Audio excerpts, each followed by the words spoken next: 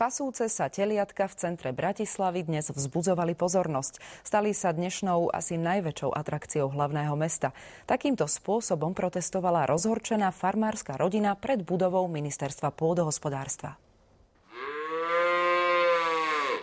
Protestovať sa dá všelijako, napríklad aj za pomoci takýchto teliatok. Tým sa tu pri ministerstve očividne páčilo. Pochutnávali si na sviežej zelenej trávičke. Tešili sa aj okoloidúci a hlavne deti. Neboj sama.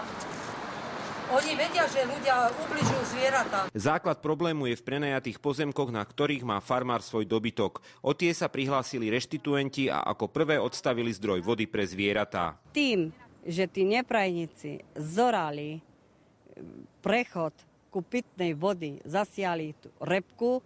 Rodina farmára teraz žiada od ministra pôdohospodárstva, aby celú vec vyriešil. Podľa zákona môžeme postupovať len tým spôsobom, že nevstupujeme do vlastníckych vzťahov. O vlastníckych vzťahoch musí rozhodnúť súd. Ako náhle súd rozhodne, ministerstvo bude akceptovať právoplatné rozhodnutie súdu. Žiaľ, nenachádzame pochopenie.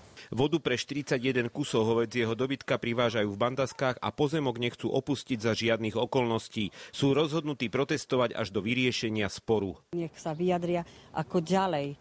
Z telacej farmy pred bratislavským ministerstvom pôdohospodárstva Rastislav Ekert, televízia JOJ.